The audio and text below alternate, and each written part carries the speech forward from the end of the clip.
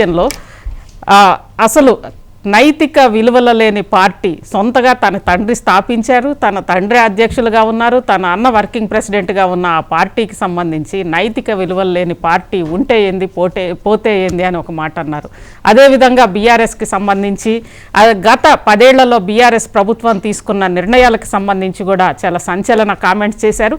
ప్రతి అంశాన్ని కూడా ముఖ్యంగా ఇటు ధర్నా చౌక్ని తీసివేయడం కానీ, లేదంటే ప్రాజెక్టులకు సంబంధించి లక్షల కోట్లతోటి ప్రాజెక్టులను రూపొందించడం కానీ, లేదా అనేక అంశాలకు సంబంధించి ఈవెన్ ఫోన్ ట్యాపింగ్కి సంబంధించి కానీ, లేదా అమరవీరులకి ఉద్యమకారులకి ఇచ్చిన గౌరవం ఇవ్వకపోవడము, లేదా అమరవీరులని కుటుంబాలని అవమానించడము, రైతులకు సంబంధించిన సమస్యలు, ఇలా ప్రతి అంశాన్ని కూడా తాను వ్యతిరేకించాను ఇంటర్నల్గా అని చెప్పారు.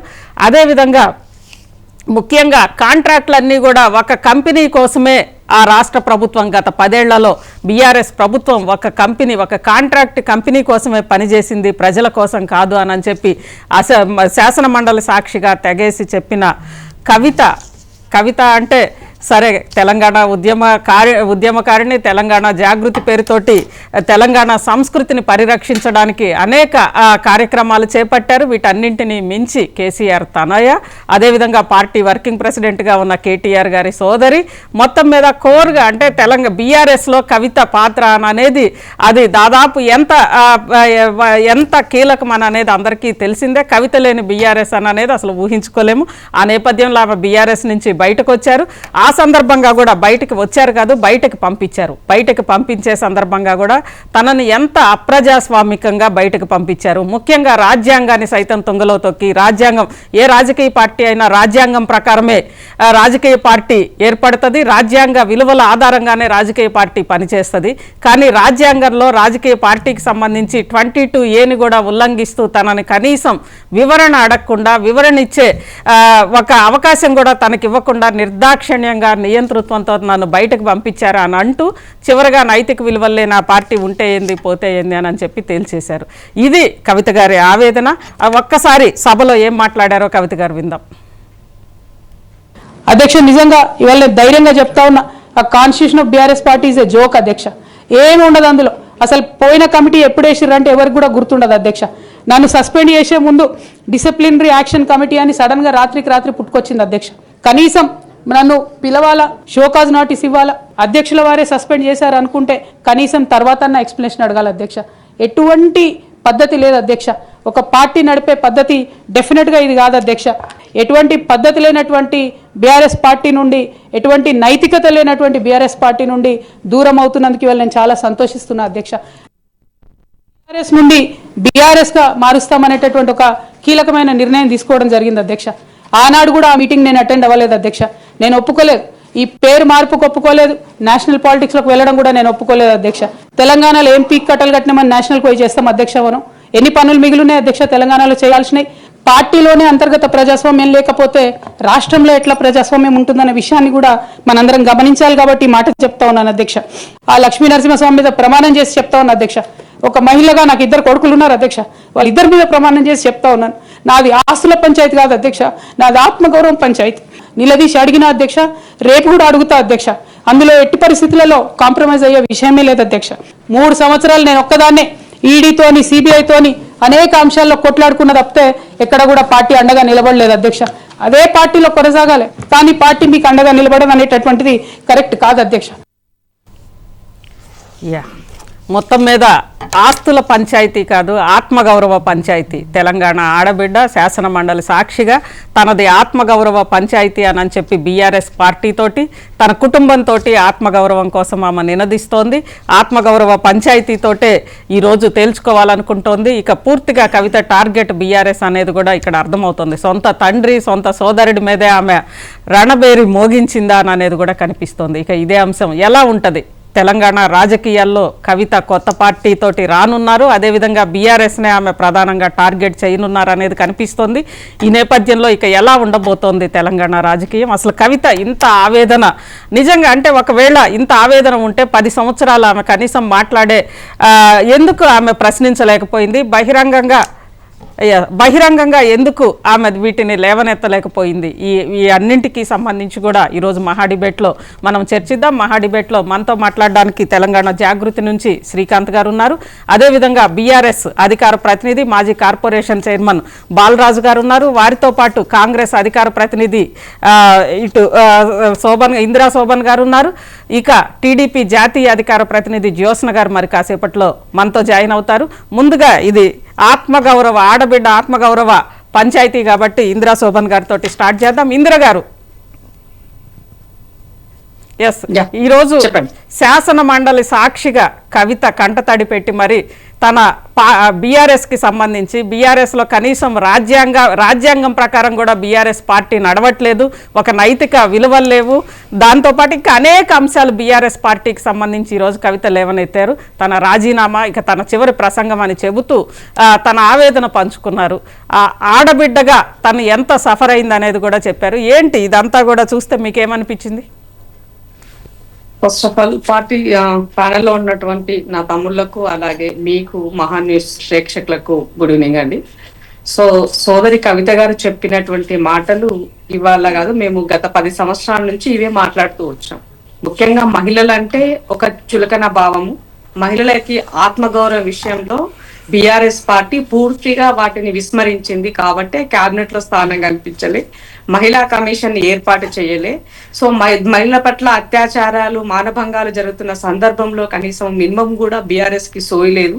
ఇలాంటి అంశాల పట్ల అనునిత్యము పనిచేసినటువంటి మేము తెలంగాణ ఉద్యమంలో సోదరి కవిత గారితో పనిచేసినటువంటి అనుభవం ఉండింది కాబట్టి ఆమె కొంతవరకు తెలంగాణ ఉద్యమంలో చాలా కీలకంగా పనిచేసింది. ఏ విషయాన్ని ఆ విషయంగా చెప్పుకోవాల్సిన అవసరం ఉంది. బట్ 10 సంవత్సరాల కాలంలో నేను కీలకంగా లేను, కీ పాత్ర పోషించలేదు కాబట్టి నాకు సాధ్యమైనంత వరకు కొన్ని సమస్యలు పరిష్కరించే దిశగా తీసుకెళ్లాను.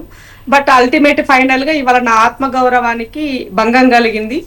అట్లీస్ట్ నా నుంచి ఎలాంటి ఎక్స్ప్లెనేషన్ తీసుకోకుండానే నన్ను ఎక్స్పెల్ చేశారు అని చెప్పేసి తను మాట్లాడినటువంటి విషయాన్ని ఒక మహిళగా నేను దానిని తను చెప్పినటువంటి మాటలను నేను పూర్తిగా ఏకీభవిస్తున్నాను. బట్ అల్టిమేట్ గా ఒక ఉద్యమకారిణి అని ఆమె మర్చిపోయి 10 సంవత్సరాలలో అధికార పార్టీలో ఉన్నంత మాత్రాన మనం మాట్లాడకూడదని లేదు. సమస్య వచ్చినప్పుడు మనం ఎదురు తిరిగి అంటే ప్రశ్నించే తత్వం ఉన్నటువంటి తెలంగాణ గడ్డలో జాగృతి ఆర్గనైజేషన్ ద్వారా 10 మందిని అంటే ఒక ప్యారలల్ గా ప్రభుత్వం నడిపించేంత ఒక వ్యవస్థను డెవలప్ చేశారు జాగృతి ద్వారా. అన్ని రకాల యాంగిల్లో జాగృతిని డెవలప్ చేశారు. బట్ తనకి ఎప్పుడైతే ఎంపీ టికెట్ వచ్చిందో ఆ తర్వాత పూర్తిగా జాగృతిని విస్మరించిరన్నది ముమ్మాటికి వాస్తవము. జాగృతి అవసరం లేదు అని కేటీఆర్ గారు చెప్పిన సందర్భంలో కమిటీలను కూడా రద్దు చేసినటువంటి సందర్భము. ఇవాళ మళ్ళీ తను రాజకీయంగా కంటూ ఒక వేదిక కావాలి కాబట్టి అల్టిమేట్ గా మళ్ళీ జాగృతిని పునర్వైభవం కోసము ప్రయత్నం చేస్తున్నట్టుగా కనబడుతున్నది. అల్టిమేట్ గా ప్రజాక్షేత్రంలో ప్రశ్నించుతూ ఉండాలి, ఆడబిడ్డల ఆత్మగౌరవం కాపాడుకోవాలా, సమస్యల పరిష్కారం కోసం పోరాటం చేయాలా, హక్కుల కోసం పనిచేయాలా, ఇవన్నీ కూడా అల్టిమేట్. బట్ కానీ అక్కడ ఉన్నప్పుడు కూడా మనం ఏం చేసామనేది కూడా ఇప్పుడు సమాజం మాట్లాడుకుంటది. ఇవాళ సోదరి మాట్లాడుతున్నటువంటి దాంట్లో కంటతడి పెట్టడం అంటే ఎవరికైనా కూడా అది బాధాకరమైనటువంటి విషయమే. కన్న తండ్రికి బిడ్డ ఏడవడం అనేది కూడా అది సరి అయినది కాదు. తను కూడా ఆ యాంగిల్లో దీన్ని రిసీవ్ చేసుకొని ఎందుకు ఇంత ఈ సమస్యను ఇక్కడ దాకా పట్టుకొచ్చారు అన్నది కేసీఆర్ గారు కూడా ఆలోచించుకోవాల్సినటువంటి అవసరం అయితే ఉంది. బట్ ఇక్కడ జరిగేటువంటి దాంట్లో రాజకీయ కోణంలో పార్టీ అధికారంలో ఉన్నప్పుడు అందరూ బాగున్నారు, పార్టీ అధికారం కోల్పోగానే వాళ్ళలో ఉన్నటువంటి లుకలుకలన్నీ కూడా మెల్లమెల్లగా ఒకరి నుంచి ఒకరు విమర్శలకు అన్నది బయటపడుతూ వచ్చినాయి. పార్టీ ప్రెసిడెంట్ గా కేసీఆర్ గారు పార్టీని నడిపించలేకపోతున్నారు. ఒక కాన్స్టిట్యూషన్ పరంగా కమిటీలను కూడా ఎన్నడు వేశారో కూడా తెలియదు అని మాత్రం అక్క చెప్తున్నారు ఇందాక. కాబట్టి నేనేమంటానంటే కేసీఆర్ గారికి పార్టీ నడపడం రాదు, ఇటు ప్రభుత్వాన్ని నడపడం రాదు, ప్రతిపక్ష నాయకుడు కూడా ఆయన పని చేయడానికి ఇవాళ సరి అయినటువంటి దారిలో లేరు అన్నది పలు సందర్భాల్లో మనకి ప్రూవ్ అయిందని చెప్పాల్సిన అవసరం ఉంది. బట్ ఇంకొక విషయం ఇక్కడ నేను గుర్తు చేయాల్సింది ఏంటంటే సోదరి కవిత గారు తెలంగాణ జాగృతిని కాస్త వాళ్ళ నాన్నగారు బీఆర్ఎస్ చేయగానే భారత్ జాగృతిగా మార్చిరన్నది గమనించాల్సినటువంటి విషయం.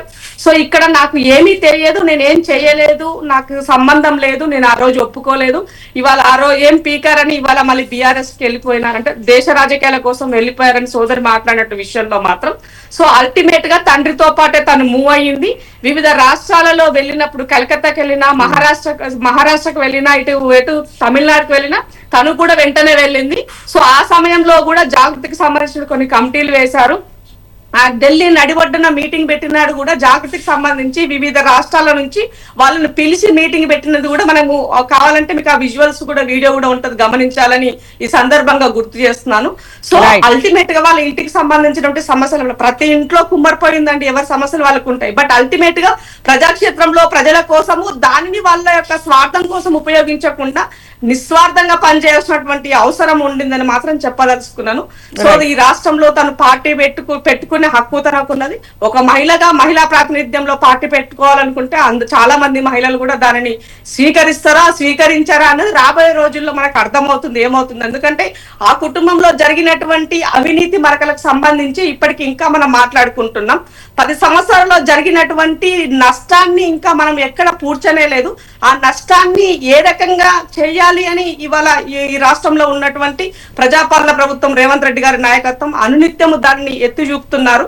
సో ఇవాళ దాన్ని సరిచేయడం కోసము మా యొక్క ప్రయత్నాలు మేము చేస్తున్న సందర్భంలో రాబోయే రోజుల్లో ఇంకొకరికి అవకాశం ఉంటుందా, అది ఎలా ఉంటది, ఎలా జరగబోతుంది అన్నది కూడా మనం వేచి చూడాల్సినటువంటి అవసరం ఉండేది. సో అల్టిమేట్ గా ఈ రాష్ట్రంలో బీఆర్ఎస్ పార్టీకి నూకలు చెల్లబోతున్నాయని మాత్రం చెప్పదలుచుకున్నాం. ఇది ఈ విషయాన్ని మేము గతంలోనే చెప్పున్నాం. ఇవాళ ఇందిరా శోభన్ గారు మళ్ళీ మీ దగ్గరకు వస్తాను. జ్యోత్స్న గారు ఉన్నారు, టీడీపీ జాతీయ అధికార ప్రతినిధి. జ్యోత్స్న గారు, గుడ్ ఈవినింగ్ అండి. నమస్తే అండి, మీకు ప్యానెల్ లో ఉన్నటువంటి పెద్దలకి ప్రేక్షకులందరికీ నమస్కారాలు. జ్యోత్స్న గారు, ఈ రోజు చూశారు తెలంగాణ శాసన మండలిలో కవిత గారి ఆవేదన, కవిత గారి కంట నీరు, ఆ కన్నీరు మున్నీరు అవుతూ కవిత గారు మాట్లాడిన మాటలు అన్ని కూడా మీరు కూడా చూశారు. ఏంటి, ఎలా ఉండబోతోంది, దాన్ని ఎలా మనం తీసుకోవాలి? అజిత గారు, ముందరైతే ఆడబిడ్డ ఎక్కడ కన్నీరు పెట్టినా సరే అది మంచిది కాదు. అది పార్టీలకు అతీత, ఇక్కడ అసలు రాజకీయాలతో సంబంధం లేదు. ఈ స్టేట్మెంట్ నేను పాస్ చేసినప్పుడు అది రాజకీయాలతో సంబంధం లేనటువంటి ఒక స్టేట్మెంట్. ఆడబిడ్డ ఎప్పుడు, ముఖ్యంగా తెలంగాణలో అది అసలు మనం చాలా అరిష్టంగా భావిస్తాం. నిజంగా చెప్తున్నా, మన ఇంట్లో ఆడబిడ్డ లేకపోతే అసలు మన ఆడబిడ్డ ఎవరైనా సరే కంటనీరు పెట్టింది అంటే దానంత దురదృష్టం ఇంకోటి ఏది ఉండదు అని చాలా గట్టిగా నమ్మేటువంటి తెలంగాణ సంస్కృతి అనేది, తెలంగాణ సమాజం మన కల్చర్ లో అది ఇంబైబ్ అయి ఉంది. సో ఇవాళ ఒకటి దీనికి ఇవాళ జరిగినటువంటి ఈవెంట్స్ కావచ్చు, లేకపోతే ఇంతకు ముందర కొన్ని నెలలుగా జరుగుతున్నటువంటి ఈవెంట్స్ కావచ్చు, ఇవన్నీ మనం చూస్తే దీన్ని మనం ఒక 2 డిఫరెంట్ యాంగిల్స్ లో చూడాల్సినటువంటి అవసరం ఉందండి. ఒకటి డెఫినెట్ గా పొలిటికల్ యాంగిల్, అందులో డౌట్ ఏమీ లేదు. ఇంకొకటి మహిళలని రాజకీయాల్లో ఉన్నటువంటి మహిళల పరిస్థితి ఎట్లున్నది అనేటువంటి ఒక కోణం కూడా మనం చూడాలి. రెండు చూడాలంటారు. ఖచ్చితంగా మనం political only related to politics and only related to parties కనుక మాట్లాడితే డెఫినెట్ గా thousands of questions will arise on Kavitha గారండి, అందులో డౌట్ లేదు. థౌజండ్స్ ఆఫ్ క్వశ్చన్స్, 1 కాదు 2 కాదు. ఇవాళ మండలిలో మాట్లాడినటువంటి కవిత గారు, నేను ఎంతో కష్టపడి ఏమంటారు అని అంటే రాజకీయాల్లోకి వచ్చినా అంటే మా ఫాదర్ ఉన్నా సరే నేను ఎంతో ఆలోచన దీంతో నేను రాజకీయాల్లోకి వచ్చినా ఒక ఏమంటారంటే స్ట్రాంగ్ కన్విక్షన్ తోటి నేను రాజకీయాల్లోకి వచ్చినా, అంతే కన్విక్షన్ తో పనిచేసిన అన్నప్పుడు రాజకీయాల్లో ముఖ్యంగా రాజకీయ నాయకులకు ఉండాల్సినటువంటి లక్షణం ఏంటి అని అంటే కన్విక్షన్ తో పాటుగా ఒక ఆనెస్టీ అండి, లాయల్టీ టువర్డ్స్ ద పీపుల్.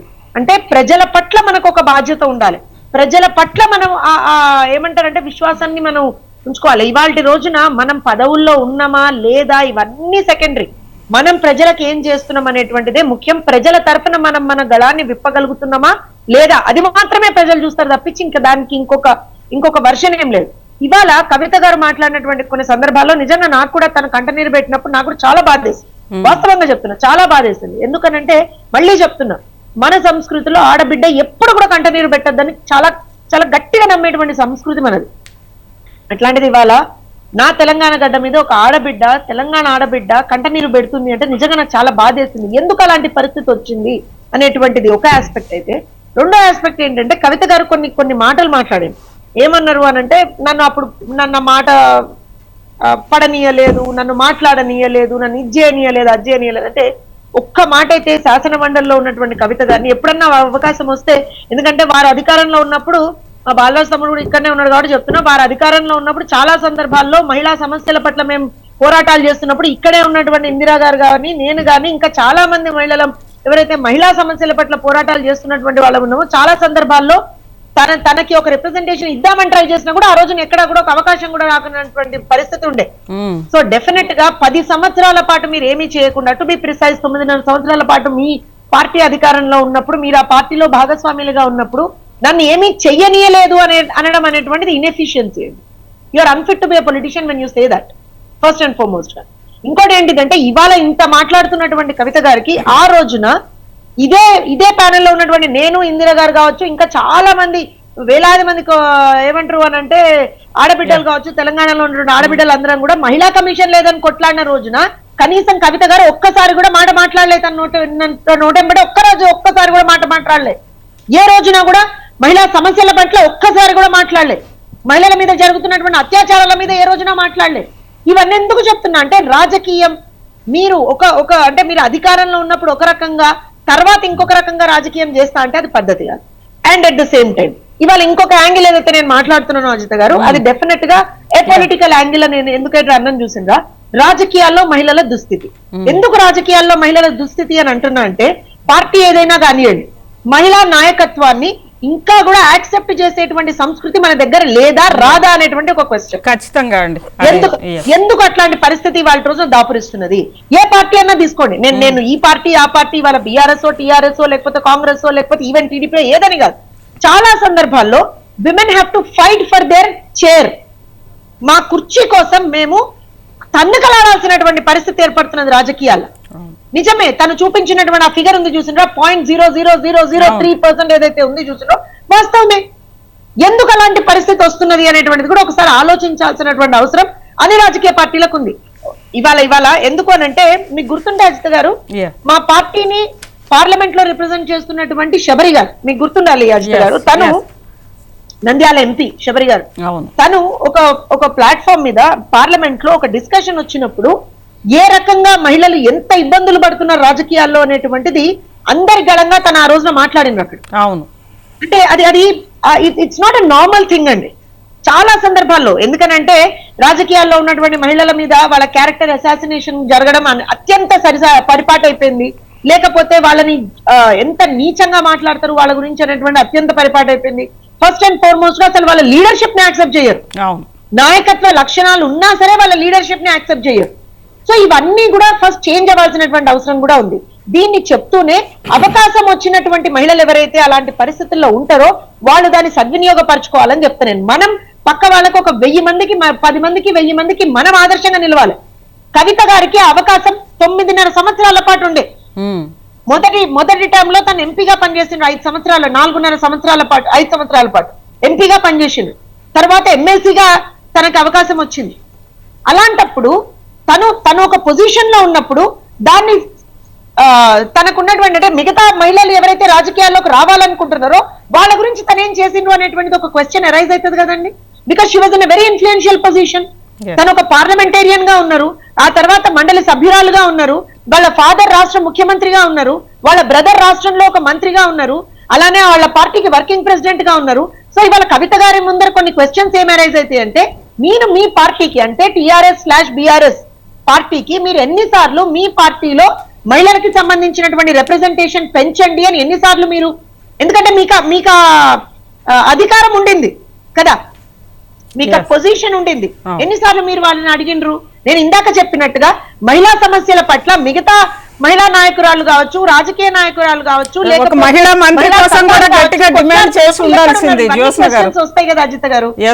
మహిళా మంత్రివర్గంలో తెలంగాణ తొలి మంత్రివర్గంలో మహిళ లేదు. అదే చెప్తున్నా, తెలంగాణ ఉద్యమంలో మహిళలు ఉన్నారు తొలి దశ నుంచి మధ్య దశ వరకు, కానీ మంత్రివర్గంలో మహిళ లేదు. 1 సెకండ్ అజిత గారు, ఆ రోజున ఎన్ని సార్లు, బికాజ్ ఐ స్వేర్ అప్పుడు ప్రతిపక్షంలో ఉన్నప్పుడు అన్ని పార్టీలు, కాంగ్రెస్ కావచ్చు, బీజేపీ కావచ్చు, టీడీపీ కావచ్చు, అన్ని పార్టీలు కూడా దీనికి సంబంధించి రౌండ్ టేబుల్ సమావేశాలు పెట్టినాం మేము.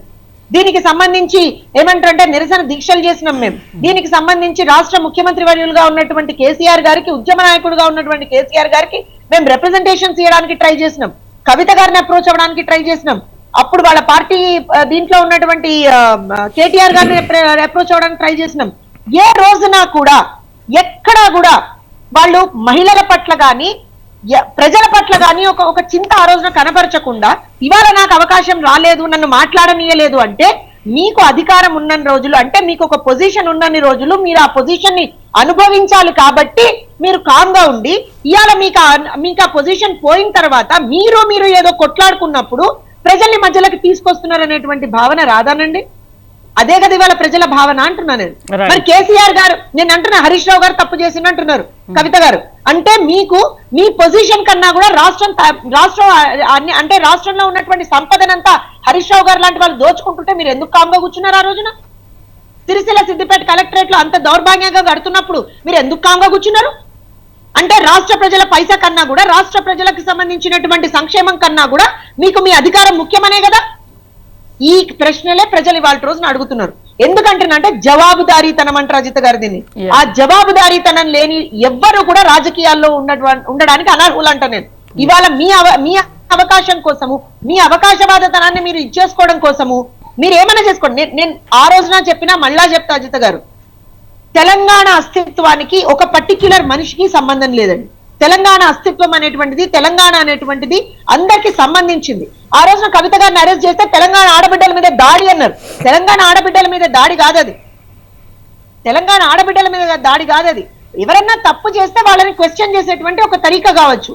ఆ రోజున మీ పార్టీ మీ పక్షాన్ని నిలబడలేదు అన్నప్పుడు యూ షుడ్, అక్కడ ఎక్కడుంది మీ పార్టీ అన్నా మీతో పాటు ఆ తప్పులో భాగస్వామి అయ్యి ఉండాలి, లేకపోతే ఇంకేదన్నా రీజన్ అయ్యి ఉండాలి. ఇవన్నీ ఎందుకు మాట్లాడుతున్నాను అజిత గారు? చాలా సింపుల్ అండి. నేను ఇవాళ రోజున కవిత గారు కంట నీరు పెట్టిన దానికి నిజంగా కూడా చెప్తున్నా, నేను చాలా చాలా చాలా బాధపడ్డా. ఎందుకంటే ఆడబిడ్డ కన్నీరు ఎవరికి మంచిది కాదు, ఎవ్వరికి మంచిది కాదు. కానీ మనం అలాంటి ఒక పరిస్థితుల్లో ఉన్నప్పుడు మనం ఏం చేసినాం అనేటువంటిది కూడా ఒక్కసారి మనం ఆలోచన చేసుకోవాలి అని చెప్పి కూడా కవిత గారిని అడుగుతున్నా. నన్ను ఆ రోజున బతుకమ్మ చేయనీయలేదు అని అంటే, బతుకమ్మ అంతకు ముందర అంటే మీరు అధికారంలోకి వచ్చేంత వరకు బతుకమ్మ చేసిండు, అధికారంలోకి వచ్చిన తర్వాత నన్ను బతుకమ్మ చేయనీయలేదంటే మీరు ఒక పార్లమెంటేరియన్ గా ఉండే చేయలేకపోయినరు అని అంటే, ఇంకా సాధారణ మహిళలుగా ఉన్నటువంటి మమ్మల్ని, వేరే పార్టీల్లో ఉన్నటువంటి మమ్మల్ని ఎంత టార్చర్ పెట్టి ఉండొచ్చు మీ పార్టీ వాళ్ళు? అంటే మీరు మా పక్షాన గానీ, తెలంగాణ ఆడబిడ్డల పక్షాన గానీ ఏ రోజున నిలబడ్డారని మేము క్వశ్చన్ చేయలేమా? ఇవన్నీ ఉంటాయి ఒక్కసారి. అందుకనే మాట్లాడే ముందర మండల్లో తను మాట్లాడినరు, నిజంగానే తన బాధని నిజంగా తను ఎక్స్ప్రెస్ చేసిండ్రు. ఆడబిడ్డని వాళ్ళ రోజున ఒంటరి చేసిండ్రు. అది చాలా తప్పంట. నేను ఎవరైనా సరే అన్నదమ్ములు అందరూ కూడా ఆమెకు ఏమంటారు అంటే సపోర్ట్ గా నిలబడాల్సినటువంటి ఒక తరుణం ఇది. వాళ్ళు సపోర్ట్ గా లేరు, అందుకని ఆమె చాలా బాధపడ్డది. ఖచ్చితంగా ఆడబిడ్డగా ఆమెకు మేము ఆ వాల్యూ ఇస్తాము, ఆడబిడ్డగా ఆమెకి అంత సపోర్ట్ ఎక్స్టెండ్ చేస్తాం. కానీ అబద్ధాలతోటి, వేరే వాళ్ళతోటి, అవకాశవాదంతో నేను ముందరికెళ్తా అంటే మాత్రం తెలంగాణ సమాజం అస్సలు దాన్ని అప్రిషియేట్ చేయదండి. రైట్. ఇక బాలరాజ్ యాదవ్ గారు ఉన్నారు. అంటే చివరిగా అందరు మాట్లాడినాక మీది తీసుకుంటాం. శ్రీకాంత్ గారు, బాలరాజ్ యాదవ్ గారు ఒకటి సరే, నిన్న మొత్తం అంటే బీఆర్ఎస్ పార్టీకి సంబంధించి ఒక్క మాట అనేసారండి, నైతిక విలువలు లేని పార్టీ ఉంటే ఏంది పోతే ఏంది అని చెప్పి ఒక మాట అన్నారు. ఆ ఒక్క మాటతోటి బీఆర్ఎస్ పరిస్థితిని కవిత గారు చెప్పేశారు దాదాపు, అంటే సమాజానికి.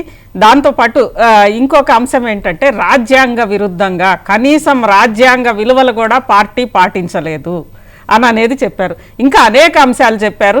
ఇక్కడేం చేశారని బీఆర్ఎస్గా మారారు అని చెబుతూ ఇవన్నీ ఎందుకు చెప్పిన తర్వాత అసలు మొత్తం అంటే బీఆర్ఎస్కి సంబంధించి సొంతగా పార్టీ అధ్యక్షుడి కూతురు, వర్కింగ్ ప్రెసిడెంట్ సోదరి, స్వయంగా ఆమె ఎంపీ, ఆమె ఉద్యమాల్లో ఉన్నారు, ఆమె ఒక సంస్థని ఉద్యమాలకి ప్యారలల్గా ఆమె తీసుకొచ్చారు. తెలంగాణ జాగృతి పేరుతో ఒక సాంస్కృతిక ఉద్యమాన్ని తీసుకొచ్చిన కవిత గారే ఈ మాట అంటే పార్టీలో కనీసం ప్రజాస్వామ్యం లేదు, రాజ్యాంగ స్ఫూర్తి లేదు, రాజ్యాంగ విలువలు పాటించలేదు అని కవిత గారే అంటే మిగిలిన వాళ్ళ పరిస్థితి ఏంటి?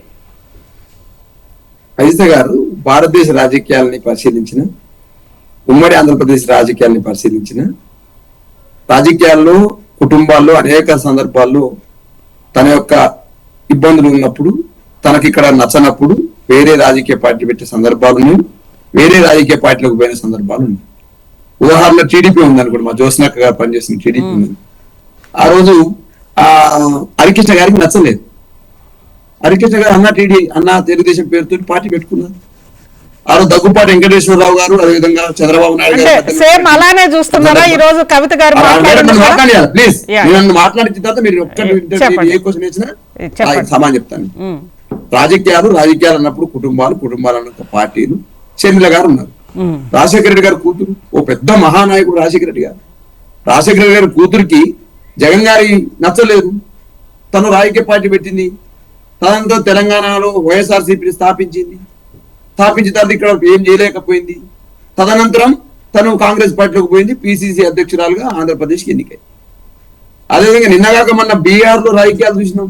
అవును. రోహిణి ఆచార్య గారు తన తండ్రి కోసం కిడ్నీ దానం చేసింది. ఏదో ఎంపీ అవకాశం ఏదో రాదని చెప్పిన తర్వాత సందర్భంలో నేను తేజస్తో పోసగలని చెప్పి వెళ్ళిపోయింది. ఎంపీగా పనిచేసిన చాలా అవమానంగా పంపించారు కదండి. తండ్రి కోసం కిడ్నీ దానం చేసి పార్టీ కోసం చేసిన రోహిణి ఆచార్యతో పోలిస్తే చెప్తారు. విద్యా రాజకీయాల్లో పనిచేసిరు మీరు, జర్నలిస్ట్ ఉస్మాన్ చదువుకున్నారు, నన్ను మాట్లాడియాలే. ఒక్కొక్క అంశంతో వస్తుంటా నేను. దూదిమేట బాల యాదవ్ ఏదో ఇప్పుడేదో మీరు అడిగే క్వశ్చన్ ఆగమాగమై ఎటో పోయేది లేదు. తెలుగు రాష్ట్రాలు రాజకీయాలు, భారతదేశ రాజకీయాలు, భారతదేశంలో కుటుంబ రాజకీయాలు కూడా అనేకం ఉన్నవి కదా. సమాజ్వాదీ పార్టీ లేదా? సమాజ్వాదీ పార్టీలో వాళ్ళు చిన్నాన్ని వ్యతిరేకించిపోయి మళ్ళీ వచ్చి మళ్ళీ కలవలేదా? ఇవాళ అజిత్ పవార్ శరద్ పవార్ కలిసి ఇవాళ మళ్ళీ మున్సిపల్ ఎలక్షన్ లో కలిసి పోటీ చేయలేదా? గతంలో విమర్శలు చేసుకోలేదా? బీహార్ లో తమ్ముడు అన్నదమ్ముల మధ్యన పంచాయతీ వచ్చి విమర్శలు ఎదిరిపోయలేదా? మళ్ళీ వచ్చి కలవలేదా? రాష్ట్ర రాజకీయాలు అనేక రకాల విస్ఫోటనాలు వచ్చినాయి, అనేక రకాల విమర్శలు వచ్చినాయి. వినండి ఒక్క సెకండ్. ఇందిరా శోభన్ గారు బాలరాజు యాదవ్ గారిని మాట్లాడించినాక మళ్ళీ మీ దగ్గర మాట్లాడని కానీ అన్ని చెప్పి ఎగ్జాంపుల్ చెప్తున్నాడు తమ్ముడు. రైట్, చెప్పండి. ఏమంటే మేడం, ఇప్పుడు కవిత గారు తీసుకున్న డిసిషన్ పట్ల దూదిమేట బాలయ్య యాదవ్ గా బీఆర్ఎస్ పార్టీకి ఎటువంటి శశభిషలు లేవు. తనకు బీఆర్ఎస్ పార్టీలో గౌరవం దక్కలేదు అనుకున్నప్పుడు, బీఆర్ఎస్ పార్టీ ఇష్టం లేనప్పుడు, కేసీఆర్ గారి నాయకత్వం మీద ఇష్టం లేనప్పుడు బయటికి వెళ్ళిపోయి తను రాజకీయ పార్టీని పెడితే, ఒక మహిళగా ఒక రాజకీయ పార్టీ స్థాపించడం నేను కూడా స్వాగతిస్తా. ఒక రాజకీయ పార్టీ పెట్టాక రాజకీయ పార్టీగా మీరు కొట్లాడండి. కాంగ్రెస్ పార్టీ నాయకత్వం మీద, కాంగ్రెస్ పార్టీ చేస్తున్న విధానాల మీద, కాంగ్రెస్ పార్టీ ఈరోజు చేస్తున్నటువంటి అంశాల పట్ల, కాంగ్రెస్ పార్టీ ఇచ్చిన హామీల పట్ల మీరు కొట్లాడాలని, మీరు పార్టీ పెట్టాలి, మీరు కొట్లాడాలి, మీ జాగృతి సంస్థ కొట్లాడాలని మేము కూడా వెల్కమ్ చేస్తా ఉన్నాం. ఆ క్రమంలో మీరు ఏదైతే ఉందో బీఆర్ఎస్ పార్టీకి రాజ్యాంగం లేదు, బీఆర్ఎస్ పార్టీకి సంబంధించినటువంటి అంశాల పట్ల మాట్లాడాలంటే ఇక బీఆర్ఎస్ పార్టీ గతంలో టీఆర్ఎస్ పార్టీ బీఆర్ఎస్ పార్టీ కావడానికి పార్టీ రాజ్యాంగం ఉంటది, దాంట్లో తీర్మానం ఉంటది, అందరి సభ్యుల్ని ఆహ్వానించిన సందర్భం ఉంది. తను కూడా ఆ రోజు బీఆర్ఎస్ పార్టీ సభ్యురాలుగా కవిత గారు కూడా సమావేశానికి వచ్చిన సందర్భం ఉన్నది. టీఆర్ఎస్ పార్టీ అందరి సమక్షంలోనే బీఆర్ఎస్ పార్టీ అయింది. అదే క్రమంలో ఇవాళ బీఆర్ఎస్ పార్టీ ఓడిపోవచ్చు కాక, రాజకీయాల్లో ఓటమి గెలుపులు ఉండవా? చంద్రబాబు నాయుడు గారు ఓడిపోలేదా? రాజశేఖర రెడ్డి లాంటి మహానాయకుడు గతంలో ప్రతిపక్షం ఉండలేదా? తర్వాత అధికారంలోకి రాలేదా? అధికారంలో ఉన్నప్పుడు కొన్ని కనపడవు, అధికారం వెనక కొన్ని విమర్శలు వస్తాయి, దాన్ని తట్టుకోవడానికి బీఆర్ఎస్ పార్టీ సిద్ధం ఉన్నది. అదే క్రమంలో అక్కగారు ఇంతకుముందు ఒకటి శాసన మండలిలో మాట్లాడినారు, బీఆర్ఎస్ పార్టీ వెనకాల లేదా? కవిత గారు వెనకాల మీ అందరం ఉన్నాం కదా. అదే ఏసీబీ తన ఇంటి మీదకి వచ్చినప్పుడు బీఆర్ఎస్ పార్టీ కార్యకర్తలుగా, బీఆర్ఎస్ పార్టీ సభ్యులలో కవిత గారు కూడా ఒక సభ్యురాలుగా, కాబట్టి మా కవితక్కగా, కేసీఆర్ గారి కూతురుగా మీ అందరం వెనకాల ఉన్నాము. హరీష్ రావు గారు వారు వెనకాల ఉన్నారు, కేటీఆర్ గారు వారు వెనకాల ఉన్నారు. ఢిల్లీకి వెళ్ళారు, లాబీ చేశారు, మొత్తం అడ్వకేట్స్ తో మాట్లాడారు, ములాఖత్కు వెళ్ళారు. కవిత గారు అంటే కవితక్క గారు కాదు కదా, కవిత గారు అంటే బీఆర్ఎస్ పార్టీ కుటుంబం. బీఆర్ఎస్ పార్టీ కుటుంబం కాబట్టి బీఆర్ఎస్ పార్టీ కుటుంబం అంతా వెనకాల ఉంది. అన్ని రకాల ఇబ్బందులు పడ్డప్పుడు మేము బాధపడ్డాము. కేసీఆర్ గారు కూడా బాధపడ్డాడు, అయ్యో నా మీద కక్షతోటి కేంద్ర ప్రభుత్వం, అదేవిధంగా ఏసీబీ, అదేవిధంగా ఇవన్నీ ఏదైతే కేసులు పెడతా ఉన్నారో ఇవన్నీ కూడా ఈడీ కేసులు ఏవైతున్నాయో నా మీద కోపంతో కవిత గారి మీద పెడుతుందని చెప్పేసి కేసీఆర్ గారు బాధపడ్డ సందర్భాలు ఉన్నవి. కవిత గారి వెనకాల బీఆర్ఎస్ పార్టీ కుటుంబం, పార్టీ వర్క్ కేటీఆర్ గారు, హరీష్ రావు గారు, మిగతా నాయకత్వం మాట ఉన్నమాట వాస్తవం. ఈ రోజు తనకు ఇష్టం లేదు, బయటకు వెళ్ళింది, హాయిగా తిరగాలి, తను తిరుగుతా ఉంది, వెల్కమ్ చేస్తా ఉన్నాం, తిరగండి. ఈ రోజు కాంగ్రెస్ పార్టీ చేస్తున్న విధాల మీద మీరు మాట్లాడండి, తప్పే ఉంటది. కాంగ్రెస్ పార్టీ రైతు బంధు ఇస్తలేదు, దాని మీద మాట్లాడండి. గతంలో కేసీఆర్ ఎంత ఇచ్చిండో ఇప్పుడు ఎందుకు ఇస్తలేదు మాట్లాడండి. యూరియా కష్టాల మీద మాట్లాడండి. అదేవిధంగా మీరు జాగృతి మొదటి బతుకమ్మ, తెలంగాణ బతుకమ్మని విశ్వవ్యాప్తం చేసినారు. మీరు తెలంగాణ సంబంధించిన జాగృతి పేరు పెట్టి విశ్వవ్యాప్తం తిరిగినారు. మీరు బతుకమ్మ జాతరను చేసినారు. ఇవాళ బతుకమ్మ పండుగనే తీసేసిరు. తెలంగాణ తల్లి నుంచి బతుకమ్మని తీసేసిరు. బతుకమ్మ ఉత్సవాలు చేయట్లేరు, మహిళలకు ఇచ్చే చీరనియట్లేరు. ఇవన్నీ అంశాల పట్ల కవిత గారు మాట్లాడాలి. డెఫినెట్ గా ఈ రోజు ఏమైందంటే ఏమంటే ఇలా కవిత గారు మాట్లాడొద్దని అంటారు. ప్రజాస్వామ్యంలో ఓ రాజకీయ పార్టీ పెట్టాలి, రాజకీయ పార్టీ పెట్టి మాట్లాడాలి. కానీ ఇలా ఏదో కవిత గారు మాట్లాడని బీఆర్ఎస్ పార్టీ కథమైందని కూడా తప్పు మిగతా వాళ్ళందరికీ. కవిత గారు 5 నెలల నుంచి మాట్లాడుతూనే ఉన్నారు. తర్వాత జూబ్లీస్ ఎలక్షన్స్ వచ్చినాయి, మేమే ప్రతిపక్షమని ప్రజలు తేల్చిరు, 74,000 ఓట్లు వేసిరు. కవిత గారు మాట్లాడి 4 నెలలు అవుతుంది. సర్పంచ్ ఎలక్షన్లు వచ్చినాయి, మేమే బలమైన ప్రతిపక్షం, మేమే ప్రత్యామ్నాయం తేల్చిర్రు. కవితక్క గారు మాట్లాడగానే ఏదో బీఆర్ఎస్ పార్టీ కథమైపోద్ది, కేసీఆర్ నాయకత్వం కథమైపోద్ది అనే భావన ఇవాళ కొంతమంది సంబరపడితే అది అది అబద్ధం అంటున్నాను నేను. సంబరపడుతున్నారు కొంతమంది, అరే వాళ్ళ కుటుంబంలో బాలరాజు గారు వచ్చింది, బాలరాజు గారు పార్టీ చీలికగా దీన్ని భావించలేమా? బీఆర్ఎస్ పార్టీ కథమైంది అమ్మా. కథం కాదు, బీఆర్ఎస్ పార్టీలో ఇది ఒక చీలికగా మనం భావించలేమా? సర్పంచ్ దాంట్లో 4,000 సర్పంచ్లు గెలిపించారు ఈ 4 నెలల మధ్య కాలంలో కదా. 2025 సెప్టెంబర్ 20వ తారీఖు రాజీనామా చేసింది కవితక్క గారు. సెప్టెంబర్ 20, 2025 ఇవాళ అనేక ఎలక్షన్ తర్వాతనే జరిగినవి. కాబట్టి కవిత గారు చేస్తున్నటువంటి అంశాలని డెఫినెట్ గా పార్టీ పరిశీలిస్తుంది, ఆ సమాధానాలు కూడా చెప్తుంది. డెఫినెట్ గా చెప్తాము, డెఫినెట్ గా మాట్లాడతాము. అదే క్రమంలో మహిళగా ఆమెను గౌరవిస్తాం.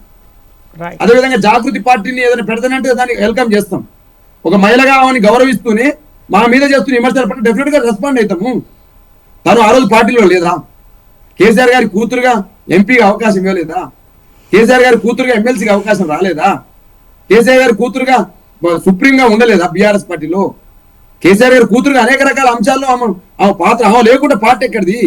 రైట్. ఆమె ప్రతి అంశాన్ని ఆమె చెప్పకుండా ఉంటారా? కేసీఆర్ కూతురుగా ఆమె స్వేచ్ఛ ఉండదా?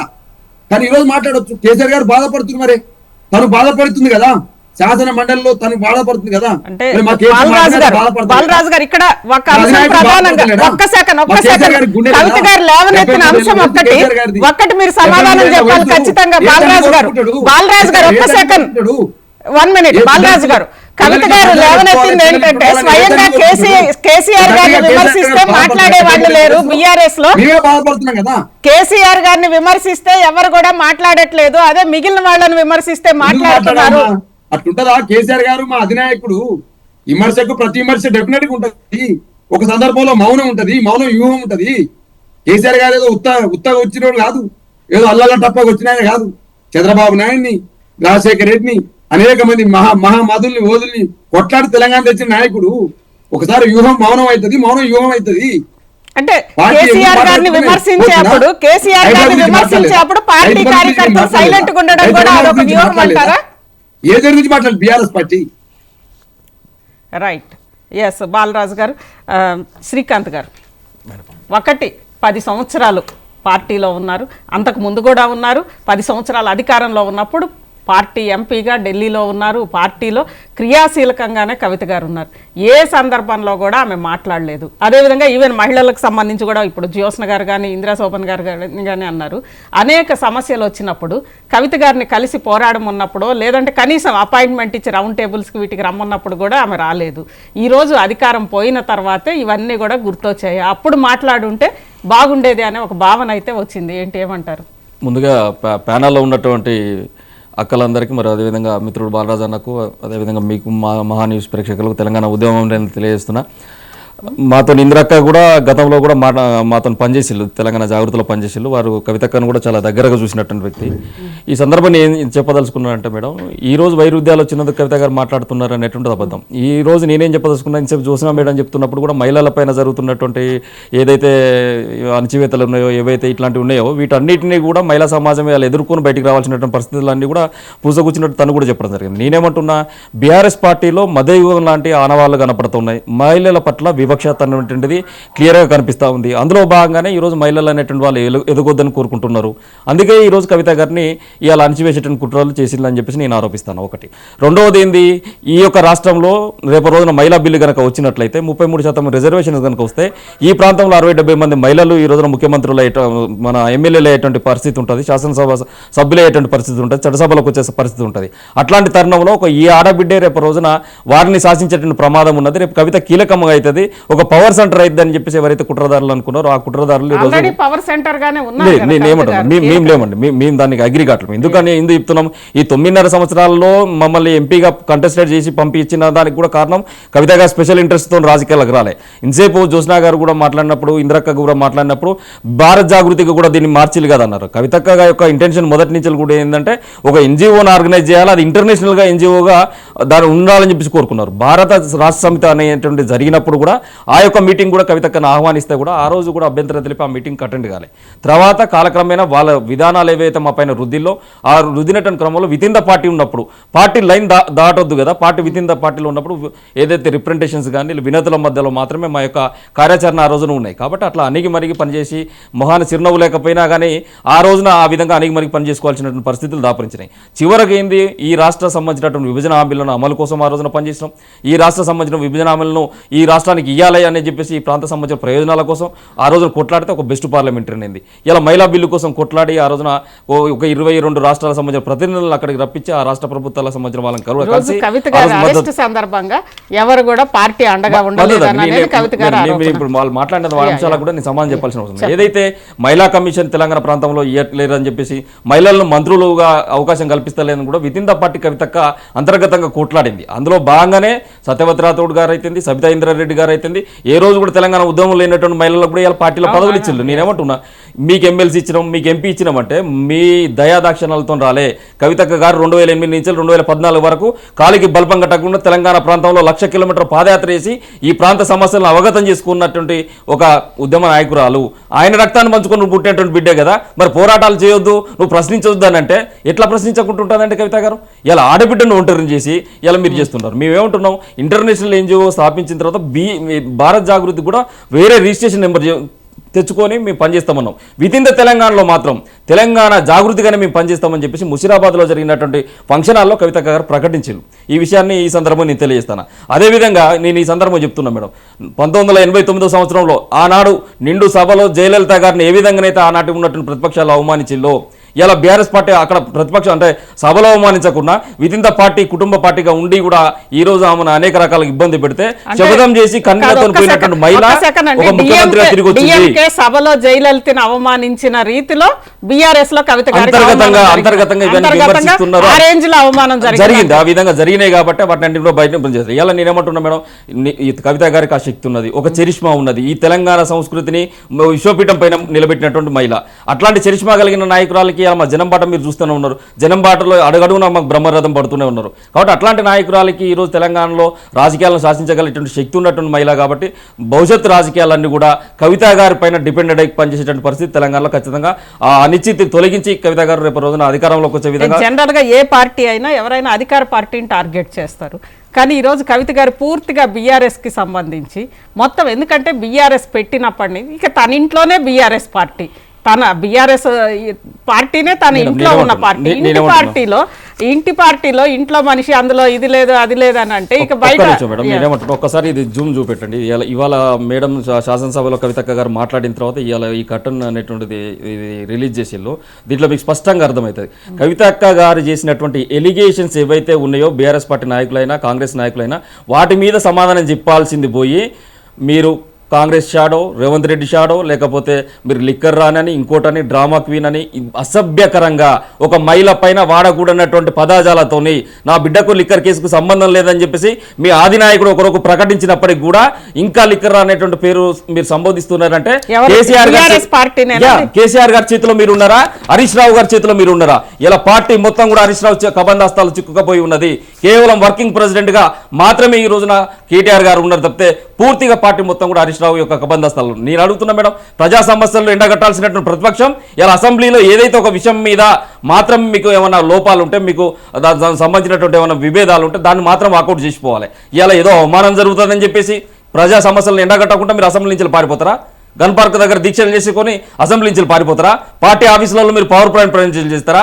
మీరు మిగతా సమస్యలు ఎవరు మాట్లాడతారు? అంటే అది అధినాయకుడి సూచన మేరకే జరుగుతుంది. కాదండి, అధినాయకుడు సూచన ఏం చేయలేదు, అధినాయకుడు సూచన ఏం లేదు. ఇదంతా డిప్యూటీ ఫ్లోర్ లీడర్ గా హరీష్ రావును ప్రెసిడెంట్ ఉండగా ఏకపక్ష నిర్ణయాలు జరుగుతున్నాయి. కేసీఆర్ గారి కండ్లకు గంతలు కట్టి ఈ రాజకీయాలు జరుగుతున్నాయి. కేసీఆర్ గారు కండ్ల గంతలు కట్టి ఈ రాజకీయాలు చేస్తూ ఉన్నారు. నిండు సభలను ఇలా వదిలిపెట్టి వాళ్ళ ప్రజల యొక్క ఏదైతే ఉన్నాయో వాటిని ఇలా వినిపించాల్సింది. ఒక చిన్న డౌట్ అండి, ఒక అసాధ్యం అనుకున్న తెలంగాణని సుసాధ్యం చేసి ఒక పార్టీ పెట్టి ఎక్కడ ఒక బక్క ప్రాణి ఈరోజు ఇంత చేశాడా అని చెప్పి కేసీఆర్ గారే చెప్పుకుంటారు. దేశంలోనే ఒక సంచలనమైన అత్యంత తెలివైన వ్యూహాత్మకమైన రాజకీయ నాయకుడు కేసీఆర్ గారు. మరి కేసీఆర్ గారికి గంతలు గట్టి ఆ పార్టీలోనే ఇవన్నీ జరుగుతాయి అంటారా? 100% ఒక దశ ఉంటుంది మేడం, దేనికైనా ఒక దశ ఉంటుంది. ఇప్పుడు గద్ద అనేటువంటిది దానికి ముక్కు కొచ్చగా ఉన్నప్పుడు, దానికి ఏదైతే ఆరోగ్యంగా ఉన్నప్పుడు అది ఎంత దూరమైనా ఎగురుతుంది, ఎంతటి జీవనైనా పొడుచుకొని తింటుంది, అది సింహం లాగానే ఉంటుంది. ఇప్పుడు కేసీఆర్ గారు తన సంబంధించినటువంటిది నేనేమంటా వయసు సహకరించకపోవడము, అనారోగ్య కారణాలు, కేసీఆర్ గారు మౌనత శిఖరం దాంట్లో కాదనలేని సత్యం, అది దాన్ని ఎవరు కూడా కాదనలేని సత్యం. కానీ తన అనారోగ్యం సంబంధించినటువంటి విషయాలు, తన సంబంధించిన ఏవైతే ఇబ్బందులు ఉన్నాయో వాటి రీతే ఈ రోజు హరీష్ రావు గారు ముందుకున్నొచ్చు, ఇలా కేటీఆర్ ముందుకొచ్చారు. కానీ ఈ యొక్క రాష్ట్రంలో నేనేమంటున్నా మేడం, ఏదైతే ఆంధ్రప్రదేశ్ రాజకీయాల్లో ఎన్టీ రామారావు గారికి ఆ రోజున ఏ విధంగానైతే జరిగిందో అట్లాంటి పరిస్థితులు తెలంగాణలో పునరావృతం అవుతాననేటువంటి పరిస్థితులు కనిపిస్తూ ఉన్నాయి. ఆ పరిస్థితులు పునరావృతం అయితే తెలంగాణ రాజకీయాలన్నీ కూడా కవితక్క చేతిలో ఖచ్చితంగా ఉంటాయనేటువంటి విషయాన్ని ఇలా గుర్తుపెట్టుకోవాలి బీఆర్ఎస్ పార్టీ. ఇలా మేము ఏమడుగుతున్నామంటే ఉద్యమకారులకు ఎందుకు న్యాయం చేయలేమని అడిగినాం. మరి ఉద్యమకారులకు ఎక్కడైనా ఒక 10 లక్షల రూపాయలు ఇచ్చిలా, సీఎం రిలీఫ్ ఫండ్ ద్వారానైనా 10 లక్షలు ఇవ్వండి అని చెప్పేసి కవిత గారు అంతర్గత వేదికల్లో కొట్లాడాలి కదా. మరి అమరులా సంబంధించినటువంటి వాళ్ళు ఎవరైతే ఉన్నారో 1200 మంది బిడ్డలు అమరులు అయ్యాలని చెప్పేసి అనేక ఆత్మగౌరవ వేదికలలో మనం చెప్పినాం కదా. ఎంతమంది బిడ్డలకు మనం ఇంటికి ఒక ఉద్యోగం ఇచ్చినాము, ఎంతమంది బిడ్డలకు మనము వాళ్ళకు ఎక్స్గ్రేషియా ప్రకటించడమో ఇలా సమాధానం చెప్పగలుగుతారా? ఇలా 250 గజాలు జాగిస్తున్నాం. అదే ఉద్యమ పార్టీగా ఉండి ఈ రాష్ట్రాన్ని సాధించినటువంటి ఈ పార్టీ ఎందుకు పని చేయలేకపోయింది? నియోజకవర్గానికి ఒక 1000 మంది వెళ్ళారు కదా. ఇలా ప్రతి జిల్లాలో ఒక 10 ఎకరాల భూమి ఇలా విద్యార్థి నాయకులకో లేకుంటే యువజన నాయకులకో ఎందుకు కేటాయించట్లేరు? కాబట్టి వీటన్నిటికీ ఇవాళ తెలంగాణ సమాధానం చెప్పాలి. అందుకనే మేము ఏమంటున్నాం, సామాజిక తెలంగాణ నిర్మాణం జరగాలి. భౌగోళిక తెలంగాణ మాత్రమే వచ్చింది తప్పితే సామాజిక తెలంగాణ అనేటువంటి జరగలేదు. ఈ సామాజిక తెలంగాణ ఏదైతే కొన్ని వర్గాలు ఏవైతే ఉన్నాయో ఆ వర్గాలన్నీ కూడా కనీసం వార్డు మెంబర్లు కూడా కాలేనటువంటి కులాలు కూడా ఉన్నాయి. కాబట్టి ఎంత అవకాశం అయితే ఆ కులాలకు ఉంటుందో అంత అవకాశం చట్టసభలు కూడా ఆ కులాలకు రావాలంటే సామాజిక తెలంగాణ నిర్మాణం జరగాలని చెప్పేసి కవిత గారు కోరుకుంటున్నారు. నేను అంటున్నా కదా, రేపు రోజున మా బాలరాజన్న ప్రాతినిధ్యం వహించేటువంటి ఆ నల్గొండ ఉమ్మడి జిల్లా నుంచి కూడా మీ దగ్గర కూడా రెడ్ల పోకడ ఎక్కువ ఉన్నది. ఒక బీసీ నాయకుని, ఒక ఉద్యమకారుని జైల్లోకి పోయిన రబ్బర్ బుల్లెట్ అన్ని చేసినావు.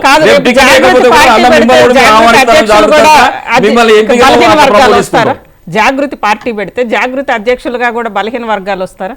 తప్పకుండా వస్తారు. ఇవాళ మీకు ఒక మాట చెప్తా, ఇవాళ వర్కింగ్ ప్రెసిడెంట్ బీఆర్ఎస్లో ఎవరండి? బీఆర్ఎస్ పార్టీలో తన కొడుకైనటువంటి కేటీఆర్ గారిని వర్కింగ్, మా దాంట్లో ఏదైతే గిరిజన సామాజిక వర్గానికి చెందినటువంటి లకావత్ రూప్ సింగ్ గారు కార్మిక నాయకుడిగా ఉన్నటువంటి వ్యక్తిని ఈ రోజు మా వర్కింగ్ ప్రెసిడెంట్ గా పెట్టుకున్నాం. ఇంతకంటే గొప్ప ఉదాహరణ ఏం చెప్పగలుగుతాం? రైట్ శ్రీకాంత్ గారికి ఇవ్వండి, ఎందుకంటే తను నాకన్నా అందరు మాట్లాడిన తర్వాత రైట్ అంటే మీరు హ్యాండ్ రైజ్ చేసినట్టున్నారు, అందుకని మిమ్మల్ని అడిగారు. ఎస్ ఇందిర గారు. ఇప్పుడు కుటుంబాల నుంచి, కుటుంబ నేపథ్యం నుంచి రాజకీయాలకు వచ్చినటువంటి కవిత గారే ఇలా మాట్లాడితే మరి ఒక కామన్ ఉమెన్ పరిస్థితి ఏంటి రాజకీయాల్లోని ప్రశ్నించుకోవాల్సిన అవసరం ఉంది. సో ఇవాళ ఇండిపెండెంట్ గా పనిచేసిన నేనైండొచ్చు, జోష్న అయిండొచ్చు. ఇవాళ మాకెవరు వెనక ముందు ఎవరు లేడు, మాకు మేమే రాజకీయాలలో మేము బాటలు వేసుకొని ముందుకు నడుస్తున్నటువంటి వాళ్ళం. సో అన్ని రకాల హంగులు, ఆర్బాటలు, డబ్బులు, ఏమంటారు పేరు, అన్ని రకాలుగా అయ్యల పేర్లతో మోసుకొని రాజకీయాలకు వచ్చేటోళ్ళే వీళ్ళే మాకు ఇంకా పదవులు లేవు, మాకు ఇంకా ఆత్మగౌరవం లేదని కొట్లాడితే ఈ సమాజం ఎటు పోతుందని అడుగుతున్నాను నేను. సో ఇవాళ అటువైపు షర్మిల గారిని తీసుకున్నా, ఇక్కడ కవిత గారిని తీసుకున్నా కూడా పురుషాధిక ప్రపంచంలో ఇందిర గారు ఇక్కడ ఒక చిన్న ఎగ్జాంపుల్ నేను అంటే మీకు జోడిస్తాను. ఈరోజు ఈ దేశంలోనే ఆ రోజు ప్రధానిగా ఉన్న జవహర్లాల్ నెహ్రూ కూతురుగా వచ్చిన ఇందిరాగాంధీ కూడా అవమానాలు చాలా ఇప్పుడు వీళ్ళు ఎదుర్కొన్న అవమానాల కంటే చాలా ఎక్కువ అవమానాలు, చాలా ఎక్కువ సఫర్ కాలేదా ఆ రోజుల్లో కూడా? 100%. అది ఎంత పవర్ఫుల్ ఫ్యామిలీ అయినా, ఏ ఫ్యామిలీ అయినా మహిళగానే స్ట్రగుల్ పడాల్సి వస్తుంది కదా రాజకీయాల్లో. సో అదే ఆ దానినే ఆ రోజు ఇందిరాగాంధీ ఒక ఉక్కు మనిషిగా ఎదిగింది ఆమె. అంటే ఇచ్చినటువంటి దాన్ని, జరిగినటువంటి అవమానాన్ని స్వీకరించి ఒక మహిళ పవర్ఫుల్ గా ఎదిగింది. అందుకే ఇందిరాగాంధీ ఉక్కు మనిషి అని మాట్లాడుకుంటాం ఇవాళ. సో జయలలిత గురించి కూడా ఆమె జరిగినటువంటి అవమానం. ఇప్పుడు ఇక్కడ ఇది కొత్త పాయింట్ అండి. శ్రీకాంత్ గారు అండము జయలలిత ఆ రోజు సభలో ఎలాంటి అవమానాలు ఎదుర్కొందో కవిత గారు కూడా ఈ రోజు బీఆర్ఎస్ పార్టీలో ఇంటర్నల్ గా అంత అవమానాలు ఎదుర్కొన్నారు అన్నారు. దానికి మీరేమంటారు? మీరు అందరు కూడా అక్కడి నుంచి వచ్చిన వాళ్ళే కదా. దాన్ని దీన్ని నేను కంపారిజన్ చేయలేదు, ఎందుకంటే జయలలిత గారు జరిగినటువంటి కంప్లీట్ ఆ అకేషన్, ఆ సందర్భం అదంతా డిఫరెంట్. బట్ కవిత గారికి జరిగినటువంటిది మీరు గమనించినట్లయితే ఆమె లిక్కర్ కేసు విషయంలో జైలుకి వెళ్ళిన తర్వాత కూడా తిహార్ జైలు నుంచి బయటకు తీసుకొచ్చేంత వరకు కుటుంబం అయిండొచ్చు, పార్టీ అయిండొచ్చు, అండగా నిలబడి దాదాపు 200 కోట్ల రూపాయలు ఖర్చు చేసి ఆమెను తీసుకొచ్చినటువంటి విధానంలో చాలా మంది పార్టీ అండగా ఉంది, కుటుంబం కూడా అండగా ఉందని మాట్లాడుకున్నారు ఆ సందర్భంలో. సో ఆ తర్వాత ఏం జరిగిందనే దానికి మాట్లాడాల్సిన అవసరం ఉంది ఇవాళ. సో అట్లా అవన్నీ ఒకదానికి ఒకటి ముడిపడుతూ చివరికి వచ్చేసరికి అంటే నాకు అర్థమైనంత వరకు పాలిటిక్స్ లో ఏంటి అని అంటే బీఆర్ఎస్ కు సంబంధించినటువంటి దాంట్లో ఇక్కడ ఏమంటారు ముగ్గురు హెడ్ స్ట్రాంగ్ అయిపోయినారు. కేసీఆర్ అంటే ఎలా పట్టించుకోవట్లేరు కాబట్టి కేటీఆర్ గారైనా, హరీష్ రావు గారైనా, కవిత గారైనా ముగ్గురు హెడ్ స్ట్రాంగ్. సో ముగ్గురులో ఎవరికి ఆధిపత్యం కావాలన్న లైన్ లోనే ఈ ట్రయాంగిల్ దాంట్లోనే ఇవాళ మొదలైందని చెప్పాల్సిన అవసరం ఉంది. సో హరీష్ రావు గారు కేసీఆర్ ఉన్నంత వరకు ఎలాంటిది ఏం చేసే పరిస్థితి లేదు. అల్టిమేట్ గా కేటీఆర్ గారే పాలిటిక్స్ లో వర్కింగ్ ప్రెసిడెంట్ గా ఉన్నారు కాబట్టి నిర్ణయాలన్నీ ఆయన ద్వారానే జరుగుతున్నాయన్నది మనం గమనిస్తున్నాం.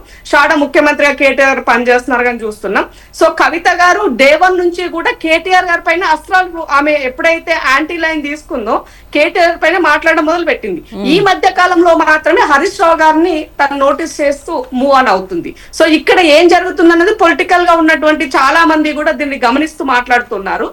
మూడో విషయం ఏంటి అని అంటే ఇవాళ కవిత గారికి జరగాల్సింది అంటే అక్కడ ఉంటే ఎలాగూ ఆ పరిస్థితి వచ్చే లేదు కాబట్టి ఈ రాష్ట్రంలో ఏమంటారు కాంగ్రెస్, బీజేపీ, బీఆర్ఎస్ 3 ఉన్నాయి. సో ఈ మూడింటిలో ఎవరో ఇద్దరు మాత్రమే పబ్లిక్ యాక్సెప్ట్ చేస్తారు, ఒక ప్రతిపక్షం, ఒక పాలక పక్షం.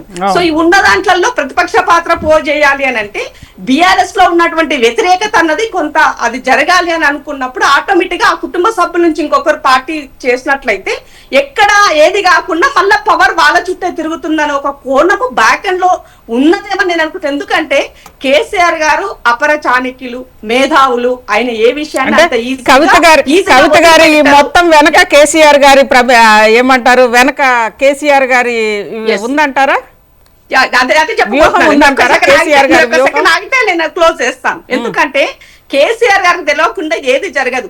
పడుకున్నా, కూర్చున్నా, లేచినా, ఏం చేసినా కేసీఆర్ పాలిటిక్స్ ఆలోచిస్తారు. అలాంటి కేసీఆర్ గారు కవిత విషయంలో ఇంత నెగ్లెక్ట్ గా ఉన్నారు అని అంటే మనము దాన్ని నమ్ముతామా? మీరు ఆలోచించండి ఒకసారి. కాబట్టి ఇక్కడ జరిగే విషయంలో 100% వాళ్ళు నలుగురు కలిసి ఉంటే వాళ్ళ పార్టీ బలమైనటువంటిది. వాళ్ళు విడిపోవడానికి ఒక అవకాశం దొరికి విడిపోయిన ఓటు కూడా ఇంకొక దగ్గరికి వెళ్లకుండా ఉండాలి అని అంటే ఏం చేయాలి? ఆ కుటుంబ సభ్యుల్లోనే ఇంకొక నాయకత్వం ఉండాలి. కాబట్టి కవిత గారు ఉమెన్ అవుతుంది. కవిత ఇక్కడ మాట్లాడిన తెలంగాణ ఉద్యమంలో కీలకంగా పనిచేసింది వాళ్ళకన్నా కూడా.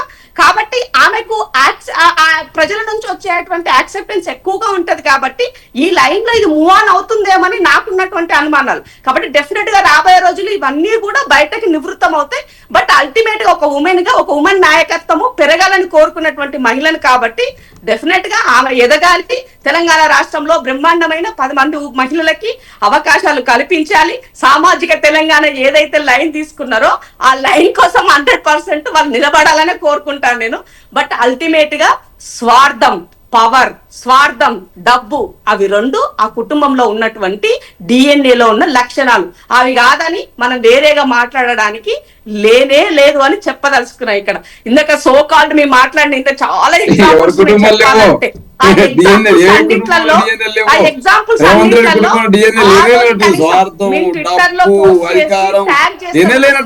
చెప్పాలంటే ఏం మాట్లాడతారా మీరు? బాలరాజు గారు, జ్యోత్స్న గారు అయినాక మీ దగ్గరకు వస్తా. రెండు కూడా మీ డిఎన్ఏ, మీ పార్టీ డిఎన్ఏ లక్షణాలను తెలియజేస్తున్నాను.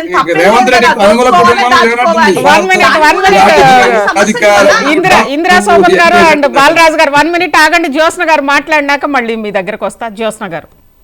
అజిత్ గారు, ఇందాక నేను జాగృతి రిప్రజెంటేటివ్ అనుకుంటా శ్రీకాంత్ గారు, ఆయన మాట్లాడినప్పుడు హ్యాండ్ ఎందుకు రేజ్ చేసిన అంటే ఇప్పుడు వాళ్ళ ఉద్దేశం ఏంటిది? ఇవాళ కవిత గారు, ఫస్ట్ ఆఫ్ ఆల్ నాకు ఒక డౌట్ వచ్చింది అజిత్ గారు, ఏంటంటే అసలు మండలిలో ఇలా వ్యక్తిగతమైనటువంటి అంశాలని మాట్లాడేటువంటి ఒక ఆప్షన్ ఉంటుందా లేదా అనేటువంటిది నాకు తెలియదు. మరి అది వాళ్ళ అంతసేపు అంత టైం మండలిలో అంటే it was absolutely about political journey of Kavitha గారు, ఆనెస్ట్ గా అది మాట్లాడితే. సో అలాంటి ఒక అవకాశాన్ని మండలి చైర్మన్ గారు ఇచ్చారు, ఫైన్, ఒక మహిళకు అవకాశం వచ్చిందని దాని విషయంలో అయితే నేను చాలా హ్యాపీగా ఉన్నాను. ఇప్పుడు ఇక్కడ నాకు 2 క్వశ్చన్స్ ఎక్కడ రైజ్ అయినాయి అంటే అజిత్ గారు, 9.5 సంవత్సరాల పాటు మీరు అధికారంలో ఉన్నప్పుడు, మీరు పార్లమెంటేరియన్ గా మండలి సభ్యురాలుగా ఉన్నప్పుడే మీరు చేయలేంది ఇవాళ నాకు అవకాశం ఇవ్వండి నేను చేస్తాను ప్రజలను అడిగితే ఎట్లకెళ్ళి ప్రజలు మిమ్మల్ని నమ్ముతారు? ఎట్లకెళ్ళి నమ్ముతారు? మీ నాన్న ముఖ్యమంత్రిగా ఉండే, మీ అన్ననేమో మంత్రిగా ఉండే, మీరు పార్లమెంటేరియన్ గా ఉండే, ప్లస్ డెఫినెట్ గా ఒక పవర్ సెంటర్స్ 3 పవర్ సెంటర్స్ ఉన్నాయని ఆ రోజున అందరు మాట్లాడుకుంటుండ్రి. అలాంటి పరిస్థితుల్లోనే మీరు ఏ రోజున కూడా ఒక చిన్నపాటి న్యాయం కూడా చేయలేకపోయినా మీ నోట్ తోటి మీరే ఒప్పుకున్నారు. అలాంటిది మీకు అవకాశం ఉన్నప్పుడే చేయనప్పుడు, ఇవాళ అవకాశం లేనప్పుడు రేపు పొద్దున నాకు అవకాశం ఇవ్వండి నేను చేస్తా అంటే ప్రజలు ఎట్లకెళ్ళి నమ్ముతారు? ఫస్ట్ అండ్ ఫార్మోస్ట్ గా అక్కడ డెఫినెట్ గా క్రెడిబిలిటీ మ్యాటర్స్ అండి. ఇవాళ ఇంకొక విషయం ఎక్కడ వస్తుంది అని అంటే, ఆల్ సెడ్ అండ్ డన్ ఇవన్నీ ఒక క్షణంలో పక్కన పెడితే, జాగృతి అనేటువంటిది ఒక ఇండిపెండెంట్ సంస్థగా మీరు ఎస్టాబ్లిష్ చేసింది, ఎన్జిఓగా ఒక ఇండిపెండెంట్ సంస్థగా మీరు ఎస్టాబ్లిష్ చేసింది. సో డెఫినెట్ గా మీరు బీఆర్ఎస్ పార్టీ నాయకురాలుగా మీరు చెయ్యలేనటువంటిది మీరు ఆ రోజున జాగృతి నుంచి ఎందుకు చేయలేకపోయినరు? జాగృతికి సెపరేట్ కమిటీలు ఉండే, జాగృతికి separate if I'm not wrong organisational structure ఉండే, అన్ని ఉన్నప్పుడు అది ఎందుకు చేయలేకపోయినరు మీరు ఆ రోజున అనేది ప్రజలు అడగరా మిమ్మల్ని? అది ఒక్కసారి వాళ్ళు అంటే ఇవన్నీ ఎట్లా ఉంటాయంటే Ajitha garu, these are all the questions that will be posed. మనం ఏదో ఆషామాషిగా ఏమంటారంటే గుడెద్దు చేలో పడ్డట్టు మాట్లాడి కాదండి. ఇవన్నీ రాజకీయంగా మనం ఒక స్థాయిలో ఉన్నప్పుడు ఆ రాజకీయాల్ని మనం ప్రజా శ్రేయస్సు కోసం ఎట్లా ఉపయోగించాలి. ఇవాళ నిజంగా కూడా తన బిడ్డల మీద ఒట్టేసినప్పుడు నిజంగా చాలా బాధ అనిపించింది నాకు. ఒక మహిళకి ఇంత దుస్థితి ఏంది, తన బిడ్డల మీద ఒట్టేయాల్సినటువంటి పరిస్థితి, ఇంత దుస్థితి తీసుకొచ్చిన ఒక మహిళ. నేను ఈ సందర్భం మీకు చెప్తాం, మీరు ఒక మహిళగా మీరు అనేక అవమానాలు, అనేక చిద్గారాలను ఎదుర్కొని ఈ రోజు రాజకీయాల్లో ముందుకు నేను అనేది మీరు వినాలే శ్రీకాంత్ గారు. నేను ఏమంటున్నా అంటే, ఒక దుస్థితి మహిళని అక్కడ ఒక సభలో నిలబడి తను పాపం నా బిడ్డల మీద ఒట్టు నేను ఏ తప్పు చేయలేదు అని చెప్పుకునేటువంటి పరిస్థితి తీసుకొచ్చిండ్రు. అలాంటి పరిస్థితి తీసుకొచ్చినప్పుడు మరి తను ఒక ఇన్ఫ్లుయెన్షియల్ పొజిషన్ లో ఉండే కదా. కవిత గారు ఒక ఇన్ఫ్లుయెన్షియల్ పొజిషన్ తనది. పదే పదే వాదించేది కూడా కదే, మేము లేము అనే చెప్తున్నాం. ఈ రోజు విత్ ఇన్ ద పార్టీలో మీకు ఒక మాట చెప్తా, ఎంపీగా నిర్ణయాధికారాలు ఉంటాయా? ఎంపీగా నిర్ణయాధికారాలు ఉంటాయా? మీరు రాజకీయాల్లో ఇంత సూక్ష్మంగా చూస్తున్నారు. ఎంపీగా నిర్ణయాధికారాలు ఉంటాయా? ఎమ్మెల్సీగా నిర్ణయాధికారాలు ఉంటాయా? ఎక్కడైనా పాలసీ ఓరియంటెడ్ నిర్ణయాలు తీసుకోగలుగుతారా? నేను అడిగిన ప్రశ్నకు మీరు సమాధానం చెప్పాలి. బీఆర్ఎస్ నాయకురాలుగా తను చేయలేనటువంటి పనిని జాగృతికి సంబంధించి మీరు ఎందుకు చేయలేదు? 100% చేసినాము, వందల పనులు చేసినాము. మహిళా సంబంధించిన ఎంపవర్మెంట్ కోసం పనిచేసినాము. మహిళలకు స్కిల్ డెవలప్మెంట్ సెంటర్ తీసుకొచ్చిన 17 పార్లమెంట్ సీట్ల వల్ల అనేక స్కిల్ సంబంధించినటువంటి పిల్లలకు ఉద్యోగ అవకాశాలు ఇప్పించినాము. ఒకరొక రైతు బంధు కేసీఆర్ ఇస్తున్నప్పటికి కూడా దాంతో పరిమితి లేకుండా మేము దరిదాపుగా 396 మంది రైతులకు మేము ఆ రోజున వ్యవసాయ సంబంధించిన కూలీలుగా ఉన్నటువంటి వాళ్ళ వీళ్ళకు కూడా స్టైఫండ్ ఇచ్చినాం. మేము అనేకం చేసినాం జాగృతి తరపున. శ్రీకాంత్ గారు, బాలరాజు మాట్లాడిన ఈ విషయం మీకు ఇవాళ కొంచెం ఇబ్బందికరమైనటువంటి అంశమే కావచ్చు, కానీ ఇవే ప్రశ్నలు వస్తున్నాయి ప్రజల నుంచి అని మీకు నేను చెప్తున్నా. నేను మళ్ళీ చెప్తున్నా, ఒక మహిళా నాయకత్వాన్ని మేము అందరం కూడా రాజకీయాల్లో మహిళలు ఎంతమంది వీలైతే అంతమంది ఉండాలని చెప్పి కొట్లాడిన వాళ్ళం మేమందరం, ఇంకా కొట్లాడుతున్న వాళ్ళం మేము. కవిత గారు ఒక పార్టీ పెట్టి వచ్చేటువంటి ప్రశ్నలకు కూడా మీరు రెడీగా ఉండాలి అంటున్నా నేను. జాగృతిని ఆ రోజున ఏమీ మహిళలపై ఎట్లా చెయ్యలేదు, ఇది వాస్తవం. ఎందుకంటే మేమే దానికి సాక్ష్యం. ఎన్నో సందర్భాల్లో జాగృతిని ఇన్వాల్వ్ అవ్వమన్నటువంటి సందర్భాలు ఉన్నాయి. మహిళా మంత్రుల విషయంలో కావచ్చు, మహిళా కమిషన్ విషయంలో కావచ్చు, ఆడపిల్లల మీద అఘాయిత్యాల విషయంలో కావచ్చు, ఆ సాంఘిక సంక్షేమ హాస్టళ్లలో జరుగుతున్నటువంటి చివరకు బతుకమ్మలు చేసుకుందామని బతుకమ్మకు ఒక ఆడబిడ్డగా బయలుదేరుతాం. మా మైన రిస్ట్రిక్షన్ చేసి ఇలానే మేము మొత్తుకుంటేది కూడా మా వాదనే మీరు ఈ రోజు ఒక్క నిమిషం జ్యోత్స్న గారు, ఇక్కడ ఇందిర గారు జ్యోత్స్న గారు ఇద్దరు కూడా ఒక్క విషయం మీద మనం ఖచ్చితంగా ఈ రోజు చర్చించాల్సిన సందర్భం వచ్చింది. కాబట్టి ఈరోజు ఒక మహిళగా రాజకీయాల్లోకి ఎవరైనా వస్తే కనీసం అంటే ఆ కుటుంబానికి సంబంధించిన వాళ్ళైనా సరే, కుటుంబానికి సంబంధించిన ఆడబిడ్డ అయినా, అక్కడ షర్మిల కానీ, ఇక్కడ కవిత గారు కానీ, అక్కడ షర్మిల గారు కానీ, లేదంటే ఎవరైనా ఎక్కడ చూసినా విపరీతంగా ఆ ట్రోల్స్, క్యారెక్టర్ అసాసినేషన్ సొంత కూతుళ్ళ మీద కూడా చేయడానికి వెనకాడట్లేదని అనేది కనిపించట్లేదు. అజిత గారు అది కేవలం షర్మిల మీదనో లేకపోతే కవిత మీదనో కాదండి, రాజకీయాల్లో ఉన్నటువంటి ప్రతి మహిళ మీద పనికిరాని సన్నాసులు, చేతగాని దద్దమలు చేసేటువంటి ఒకే ఒక్క పని ఏంటిది అంటే వాళ్ళ క్యారెక్టర్ అసాసినేషన్ చేస్తేనే వాళ్ళు ఏదో వాళ్ళని తక్కువ చేసి మేము చూపించగలమని అనుకుంటున్నారు. రాజకీయంగా మహిళల్ని ఎదుర్కోలేనటువంటి చేవజచ్చిన దద్దమ్మలే ఈ పనులు చేస్తారు. అది వాళ్ళు ఎవరైనా కానివ్వండి, తండ్రుల స్థానంలో ఉన్నటువంటి వాళ్ళు కావచ్చు, అన్నల స్థానంలో ఉన్నటువంటి వాళ్ళు కావచ్చు, ఎవరైనా కావచ్చు. ఇదే కల్చర్ మనం అక్కడ జగన్ విషయంలో చూసినాము, ఇక్కడ బీఆర్ఎస్ విషయంలో చూస్తున్నాము. ఒక్క నిమిషం బాలరాజ్, నేను అంటున్నా మీరు అన్నరా లేదా అని కాదు, మీ పార్టీకి సంబంధించినటువంటి సోషల్ మీడియా చాలా వల్గర్ గా మాట్లాడుతున్నారు బాలరాజ్. మీరు దానికి సంబంధించి ఒక ప్యూర్ ఒక ఇన్స్ట్రక్షన్ ఇవ్వాల్సినటువంటి అవసరం ఉంది ఒక రాజకీయ పార్టీ. కనీసం వాళ్ళ ఇంటి పేరు కూడా సొంత తండ్రి ఇంటి పేరు పెట్టుకున్నా కూడా సహించలేని పరిస్థితి. జగన్ కి మీకు తేడా ఉండదు. షర్మిలని వాళ్ళు ఎట్లయితే ఎంత జుగుప్సాకరంగా మాట్లాడినరో అదే పద్ధతిలో బీఆర్ఎస్ సోషల్ మీడియా కూడా పోతుంది. నేను ఒకటే చెప్తున్నా, ఇవాళ మేము ఇక్కడ నేను గాని ఇందిరా గారు గాని లేకపోతే మీరు గాని ప్రశ్నిస్తున్నాం కవిత గారిని, రాజకీయంగా ప్రశ్నిద్దాం అంటున్నా. ఎవరైనా సరే రాజకీయంగా ప్రశ్నిద్దాం, మహిళల్ని గౌరవిస్తూ, రాజకీయాల్లో ఉన్నటువంటి మహిళల్ని గౌరవిస్తూ, వాళ్ళ ఉండేటువంటి అంటే వాళ్ళకి ఇచ్చేటువంటి ఆ గౌరవాన్ని మనం ఇస్తూ వాళ్ళని రాజకీయంగా ఎదుర్కోవాలి. ఇది సరైనటువంటి రాజకీయం. అజిత గారు మహిళా లీడర్షిప్ ని నాయకత్వాన్ని ఒప్పుకోలేరు కాబట్టి అలాంటి దిగజారుడు పనులు చేస్తారు. రైట్. చివరిగా బాలరాజు గారు 1 minute, ఏంటి దీనికి మీరు కూడా అంగీకరిస్తారా? ఎస్, మహిళల్ని క్యారెక్టర్ అసాసినేషన్ సొంత పార్టీలో కూడా చేస్తున్నారు కదా మేడం. భారత రాష్ట్ర సమితి నుంచి కానీ భారత రాష్ట్ర సమితి సోషల్ మీడియా నుంచి కానీ ఎక్కడ కూడా ఒక మహిళ పట్ల కానీ కవిత గారి రాజకీయాల పట్ల కానీ మేము ఎక్కడ కూడా ఎటువంటి చిన్న పొరపాటు కూడా చేయం. తను ఒక మహిళగా తెలంగాణ ఉద్యమంలో పాల్గొన్నటువంటి జాగృతి అధ్యక్షురాలుగా ఆమెకు ఒక సాధారణ సరే అంటే మీరు ఇంతకు ముందు అన్నారు కదా అక్క మళ్ళీ మా పార్టీలోకి వచ్చేస్తారని, వస్తే స్వాగతిస్తారా మళ్ళీ? మేడం నేను కాదు అధినేతను, కేసీఆర్ గారు అధినేత, మా పార్టీ నిర్ణయం ఉంటది, మా పార్టీ వరకు కేటీఆర్ గారు. కవిత గారు ఏదైతే రాజకీయ పార్టీకి ఎస్టాబ్లిష్ చేస్తానంటుంది దాన్ని వెల్కమ్ చేస్తాం. మహిళల రాజకీయాలు ఉండడంలో తప్పు లేదు, కానీ ఇవాళ ఇల్లంబు ఎక్కువ పెట్టాల్సింది అధికార పక్షం పైన, ప్రతిపక్షం పైన కాదనేది సూచన చేస్తాను. ఇల్లంబు ఎక్కువ పెట్టాల్సింది, బాణం విసిరాల్సింది ఇలా అధికారంలో రేవంత్ రెడ్డి గారి పైన, రేవంత్ రెడ్డి గారి పార్టీ పైన, రేవంత్ రెడ్డి గారి విధానాల పైన, రేవంత్ రెడ్డి గారు అమలు చేస్తున్నటువంటి పథకాల పైన, అమలు చేయని పథకాల పైన. థ్యాంక్ యూ బాలరాజు గారు, అదేవిధంగా జ్యోత్స్న గారు, ఇందిరా శోభన్ గారు, శ్రీకాంత్ గారు మహా డిబేట్ లో పాల్గొన్నందుకు. మొత్తం మీద ఈ రోజు కవిత మండలలో కంటతడి పెట్టడం, సరే కంటతడి అనేది ఎమోషనల్ గా వచ్చింది, కానీ ఆమె లేవనెత్తిన అంశాలు బీఆర్ఎస్ కి సంబంధించి కానీ ఒక మహిళగా రాజకీయాల్లో తాను బీఆర్ఎస్ పార్టీలోనే తాను ఎదుర్కొన్న ఇబ్బందులు, అందులో ఈరోజు జాగృతి నాయకులు ఒక రకంగా జయలలిత గారు సభలో ఎంత అవమానం ఎదుర్కొన్నారో అంత కవిత గారు బీఆర్ఎస్లో ఎదుర్కొన్నారు అని చెప్పి వాళ్ళు ఆ ఇన్సిడెంట్తో పోలుస్తున్నారు. ఏదేమైనప్పటికీ కూడా ఈరోజు కవిత గారు కొత్త పార్టీతోటి ముందుకొస్తున్నారు. తన టార్గెట్ బీఆర్ఎస్ అనేది కూడా కనిపిస్తోంది. ఇక తెలంగాణ రాజకీయాల్లో కవిత గారి ఎంట్రీ, కొత్త పార్టీతోటి కవిత గారి ఎంట్రీ ఎలా ఉంటుంది అనేది మనం చూడాలి. కానీ ఈ సందర్భంగా జరుగుతున్న అనేక అంశాలు, ముఖ్యంగా 10 సంవత్సరాలు కవిత గారు ఏం చేయలేకపోయారు, ఎందుకు చేయలేకపోయారు ఇదే పని, లేదా ఎందుకు ప్రశ్నించలేకపోయారు అనే ఒక వాదన, దాంతోపాటు రెండో వైపు నుంచి ఆమె మీద వ్యక్తిగతంగా వ్యక్తిత్వ హననానికి పాల్పడడం. అసలు ముఖ్యంగా ఏ రాజకీయ పార్టీ అయినా అధికార పార్టీ మీద కదా విమర్శనాస్త్రాలు ఎక్కుపెట్టాల్సింది, మరి ప్రతిపక్ష పార్టీ మీద ఎక్కుపెట్టడం ఏంటి అని అంటూ ఆమె రాజకీయ విధానం మీద కొన్ని అనుమానాలు, ఇలా రకరకాల సందేహాలు, రకరకాల ప్రశ్నలు వస్తున్నాయి. వీటన్నిటికి కూడా త్వరలోనే జాగృతి పార్టీ ఏర్పాటు సందర్భంగా కవిత గారు సమాధానం చెప్తారేమో చూడాలి. ఖచ్చితంగా చెప్పే అవకాశం కూడా ఉంటుంది.